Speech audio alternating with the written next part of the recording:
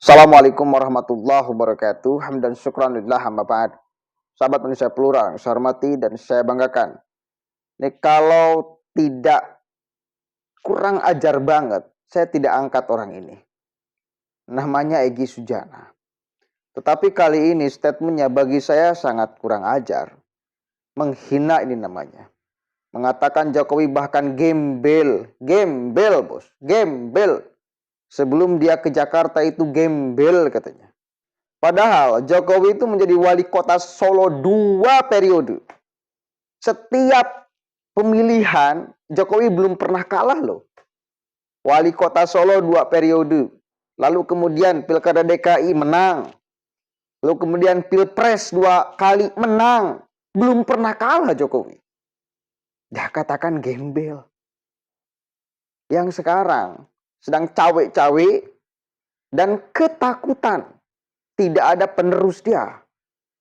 Karena bakal diseret ke pengadilan. Ini curhatan dua mulut emak-emak Egy Sujana dan Khozinuddin. Ini memang patut untuk disumpal nih. Kita simak nih sama-sama. Ngerumpinya. Kira-kira apa sih motifnya Pak Jokowi kok sampai segitunya? Apa dia takut nanti setelah selesai akan digaruk, dibawa ke pengadilan sehingga dia butuh perlindungan dari presiden penggantinya atau apa kira-kira menurut Abang? Ya, menurut hemat saya, bahasa kasar saya ya, kan analisis harus tegas jelas. Sebenarnya dulu kan Jokowi gembel lah, gitu.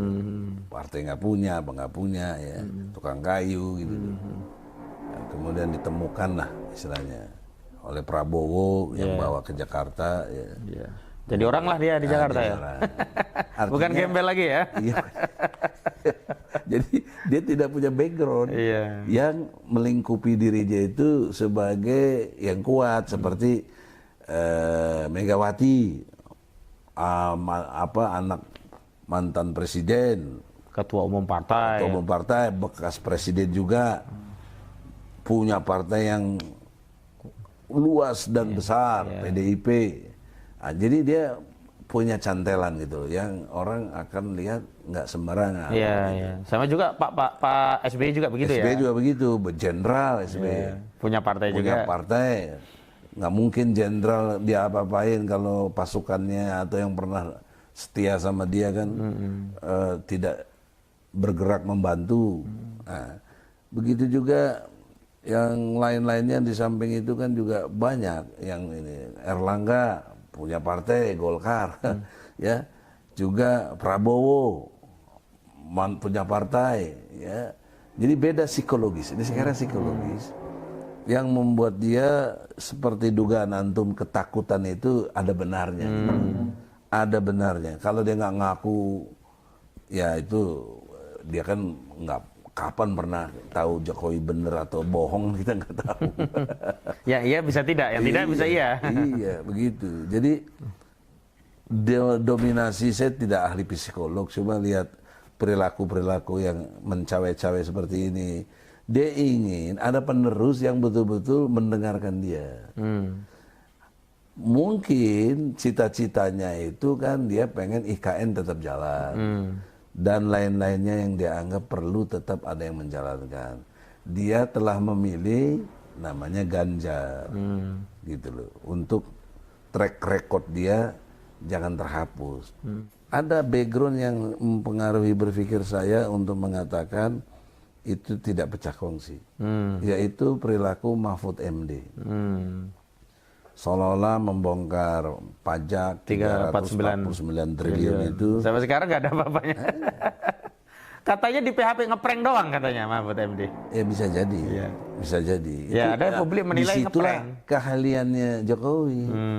Orang itu ahli loh dia. Mampu mempengaruhi setingkat jenderal, setingkat mantan presiden, bahkan setingkat ketua partai. Ya. Mampu.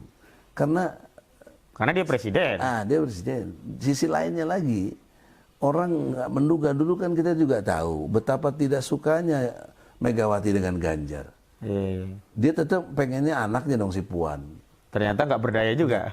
Tapi kok bisa mau ngikuti apa yang dimaui oleh Jokowi?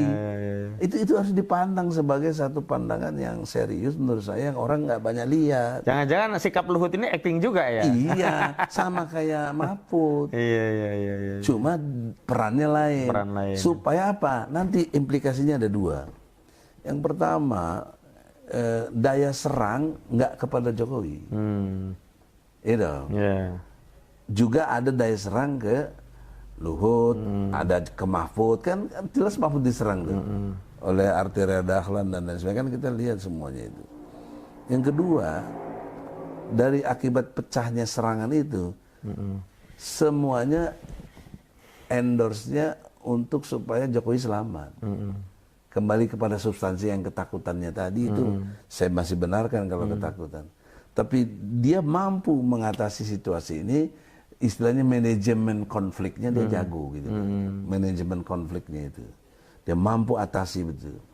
Karena sehebat-hebatnya, termasuk mampu mengatasi gugatan ijazah palsu selesai di pengadilan doang gitu. Iya. Nggak sampai ke DPR. Nah, gitu. itu juga betul. Kita harus jujur akui. Kalau keilmuan, bukan kita sombong ya. Antum jago hukum. Ya, saya juga nggak merasa jago, tapi saya mampulah debat sama tingkat profesor, sama Rocky Gerung segala macam, kan bisa kita atasi.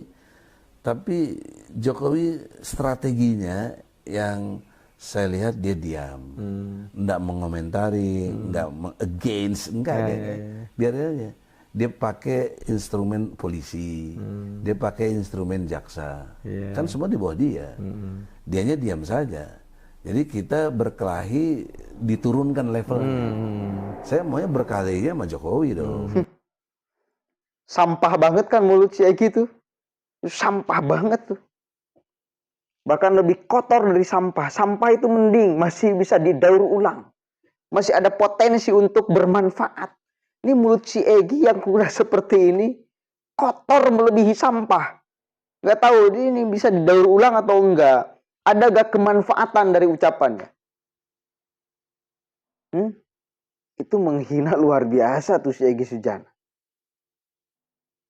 Dan catat, ternyata si Egy itu sedari dulu berharap Jokowi meladeni dia. Merasa bahwa dirinya hebat, lebih hebat dari siapapun, bahkan lebih hebat dari Jokowi. Maka ketika dia maju, mestinya lawannya Jokowi, bukan yang lain. Ini kan orang yang merasa. Padahal sama sekali nggak selevel, jauh sekali. Apa? Kontribusi apa yang telah diberikan oleh Egy Sujana tuh? Kasihan. Jokowi udah jelas. Sekarang di akhir periode, 80% rakyat Indonesia masih cinta kepada Jokowi.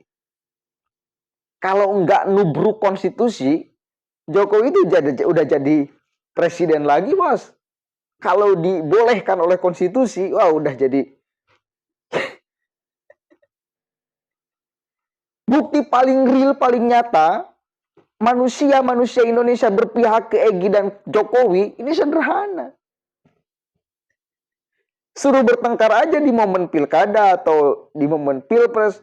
Tapi kan yang nggak apple to apple, masa Egy, siapa sih yang mau nyalonkan Egy? Enggak ada yang mau. Karena mulutnya sampah, bahkan lebih kotor dari sampah. Terus kemudian, bisa-bisanya itu jenderal, terus tingkat ketua partai itu diatur oleh Jokowi.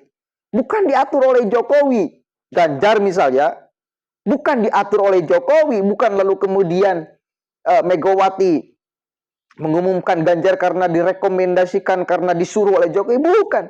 Karena memang Ganjar adalah pilihan rakyat. Kebetulan Jokowi juga pilihannya sama dengan rakyat, goblok.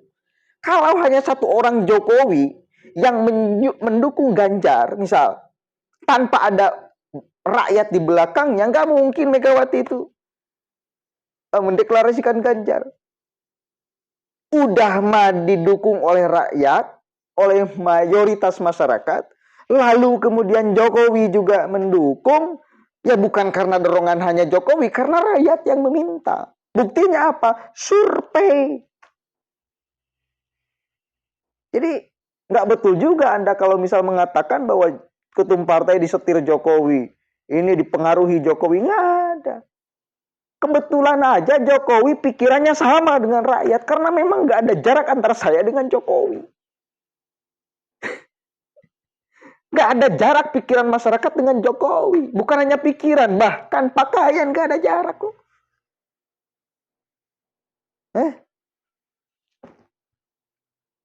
Udahlah, Anda ingin pansos. Terus saja nyerang. Urusan kasus ijazah, berharapnya Jokowi yang turun, bukan jaksa. Berharap banget. Si Egy Sujana, kasihan. Dia merasa levelnya lebih tinggi dari Jokowi. Padahal nggak ada apa-apanya, sampah. Nggak ada apa-apanya si Egy Sujana itu. Cuma ngeklaim aja, seolah merasa dirinya besar. Dirinya, kan, merasa itu paling gampang, mudah, murah. Merasa itu. Mengaku itu paling gampang, murah, dan mudah. Mengaku itu. Yang susah itu diakui. Itu kata-kata siapa itu? Si Bung Lupis. Saya sepakat dengan kalimat. Si Egy Sujana CS ini kan paling jago kalau merasa. Kalau paling jago, paling jago kalau persoalan mengaku. Merasa lebih pandai, merasa lebih pintar. Mengaku dirinya lebih hebat. Mengatakan kalau nggak dibawa Prabowo ke Jakarta, ini nggak ada apa-apanya, ini gembel. Padahal wali kota udah 2 kali, 2 periode. Di dalam setiap pertengkaran pemilu belum pernah kalah Jokowi. Si Egy kalau nyalon RT nggak tahu menang atau nggak dia tuh. Kan ujiannya sederhana seperti itu, Bos. Ya, adalah manusia sampah sedang ngerumpi, kasihan. Manusia yang minim apresiasi, miskin apresiasi, maka terus saja berupaya dan berusaha untuk supaya kelihatan bahwa dirinya hebat melebihi hebatnya Jokowi. Kalau didengarkan oleh orang bodoh, mungkin percaya, oh iya, Bang Egy pintar memang, cerdas memang, bisa ngalahkan Rocky Gerung. Tapi kalau saya yang melihat, ini orang ngomong apa? Ini sampah semua omongannya. Merasa dirinya lebih hebat kan dari Jokowi. Jokowi nggak ada apa-apanya katanya. Gembel. Ente Pak Egy Sujana sedang menjadi gembel. Ngemis-ngemis apresiasi. Ngemis-ngemis supaya dipandang hebat. Ngemis-ngemis supaya dipandang jago. Ngemis supaya dipandang paling berani. Ngemis. Keberanian itu, kepandaian itu, kepintaran itu bukan Anda yang mengucapkan, orang lain yang menilai. Lihat rekam jejak, goblok. Kalau dawuh Anies tuh. Apa rekam jejak ente? Nggak jelas. Ya. Assalamualaikum warahmatullahi wabarakatuh.